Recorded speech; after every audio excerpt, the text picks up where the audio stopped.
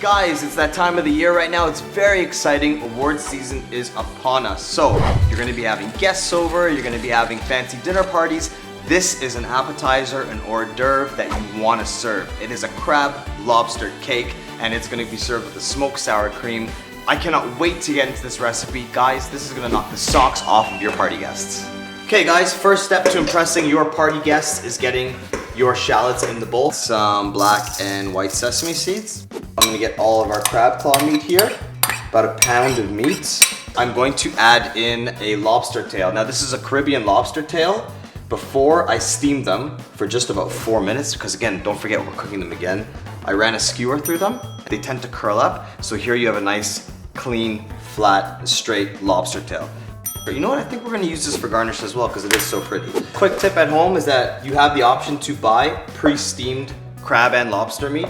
But if you are to cook it at home and you're gonna do this application the way I'm doing it, make sure you undercook the lobster. It's still a little bit opaque in the middle because again, we don't want it to overcook in our cakes.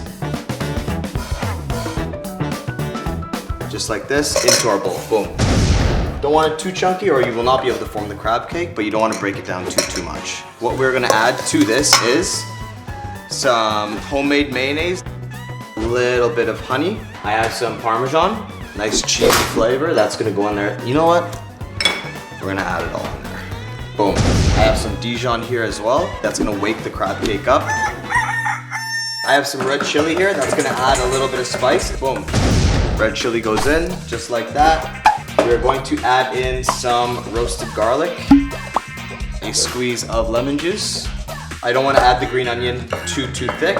I kind of want it to help bind as well, get all into those cracks. I like my food spicy, so I'm going to add in some green chili here, just like that. I'm going to add some panko.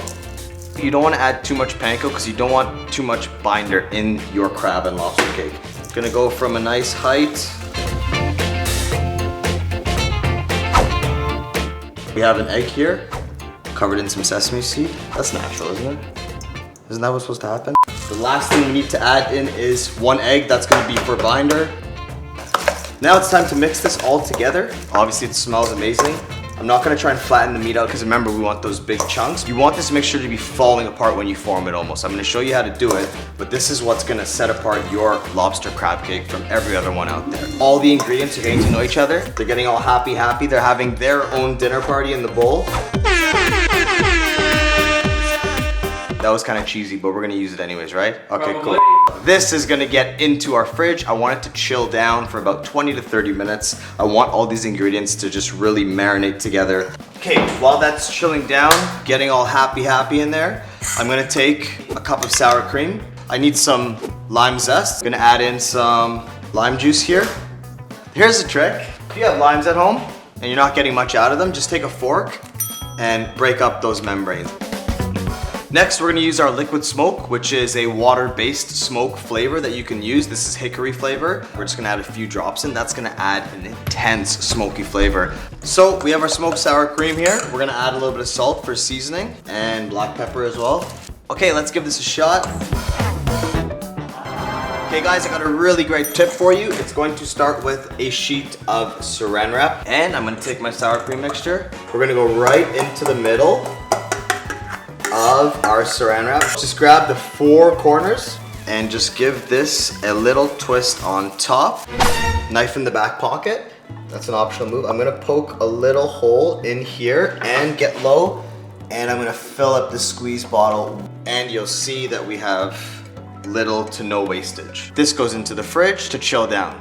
My lobster and crab cake mixture has cooled down nicely.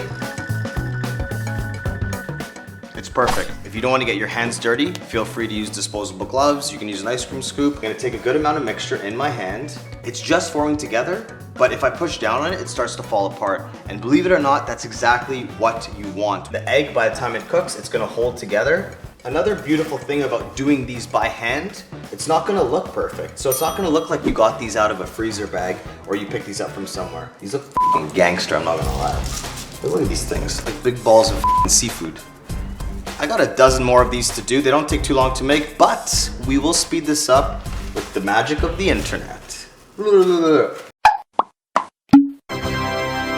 So my pan is here, it's on medium heat. I'm gonna drop in some grapeseed oil. I want the whole bottom to be covered, just like that, that's enough.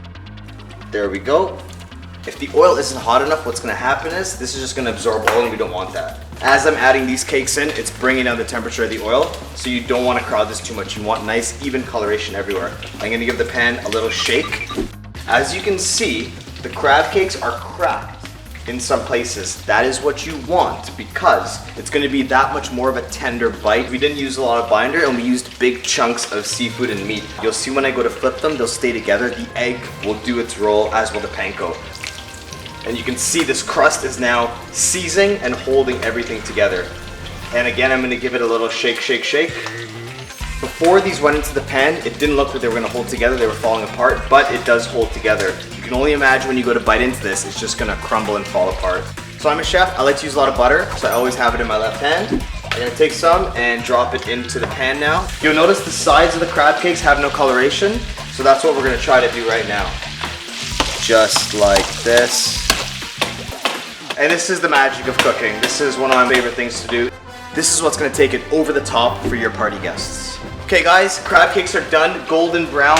We're gonna get some paper towel, shut off my heat, and this is gonna absorb a lot of that extra fat. Nice and crusty, as you can hear. You don't wanna serve these immediately to your party guests. Let them rest for 3, 4, even 5 minutes, and that'll also allow the sour cream to not run everywhere when you squeeze it on top. I told you I'd save these lobster tails. I'm just gonna take them. Nobody should eat them. You know, they're clearly empty, but they look gorgeous, and it's a Caribbean lobster tail, so it is different. I had some alfalfa in my fridge. That'll cover up the bottom of the plate. Just a little bit more of the alfalfa, and then come with our crab cakes. We have enough space for, it looks like 3 on each side. We're gonna finish this plating up. I'm just gonna put lemon wedges all in the crevices everywhere that I can. And what we're going to do is our smoked sour cream, cover the top, push that right down, and now it's ready to go. Lastly, all it's missing is some greens. I have micro basil. If you want to use any other green, you can. And here you guys have it, the crab and lobster cakes. All this is missing is a nice ice cold beer. I love being able to just pull booze and stuff from underneath me. It's amazing. It's now time for me to give these a try.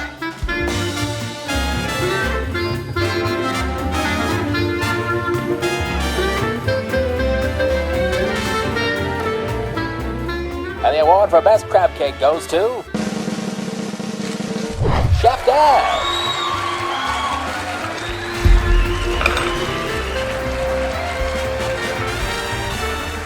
This is the winner.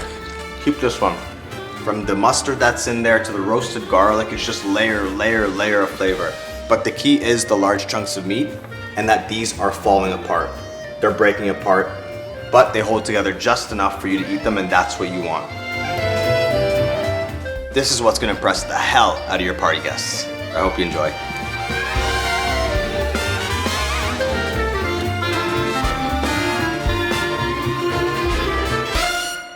Hey guys, if you enjoyed this video, please sub me. Oh, I'll try again.